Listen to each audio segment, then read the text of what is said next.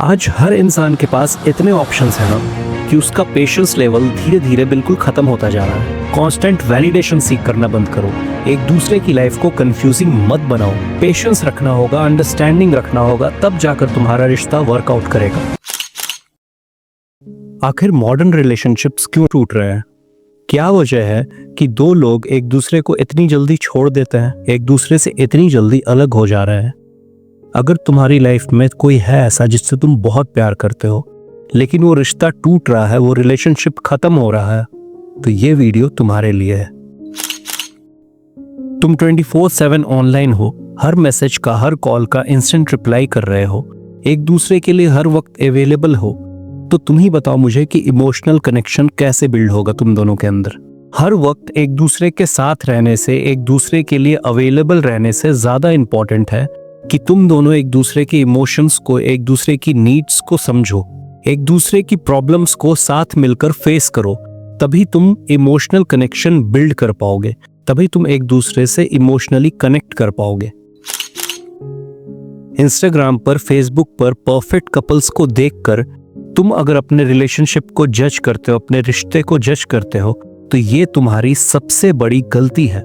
जरूरी नहीं कि जो तुम्हें दिख रहा है वो सच है, क्योंकि सच जो होता है उसे दिखाने की जरूरत नहीं पड़ती, उसे पब्लिक वैलिडेशन की जरूरत नहीं पड़ती। ऑनलाइन वैलिडेशन, ऑनलाइन एप्रिशिएशन ये डिसाइड नहीं करता है कि तुम्हारा रिश्ता कैसा है। तुम दोनों के बीच अंडरस्टैंडिंग कितनी है, कितना प्यार है, ये डिसाइड करता है कि तुम्हारा रिश्ता कितना स्टेबल है। आज हर इंसान के पास इतने ऑप्शंस हैं ना कि उसका पेशेंस लेवल धीरे धीरे बिल्कुल खत्म होता जा रहा है। थोड़ी सी प्रॉब्लम हो जाती है, थोड़ी सी मिसअंडरस्टैंडिंग हो जाती है, तो दो लोग एक दूसरे को तुरंत छोड़ने के लिए तैयार हैं। उनके पास हर ऑप्शन अवेलेबल है आज की डेट में, आज की जनरेशन में।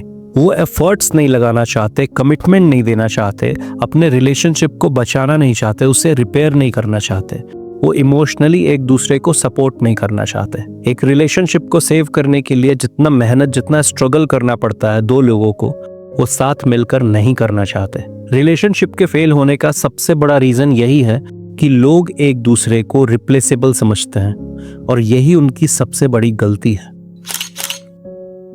एक दूसरे को इग्नोर करना, मैसेजेस, कॉल्स को सीन करके छोड़ देना, अगर कोई मिसअंडरस्टैंडिंग हो जाए तो क्लियरली कम्युनिकेट ना करना, ये सब एक हेल्दी रिलेशनशिप को भी धीरे धीरे खत्म करता है, धीरे धीरे कमजोर बनाता है।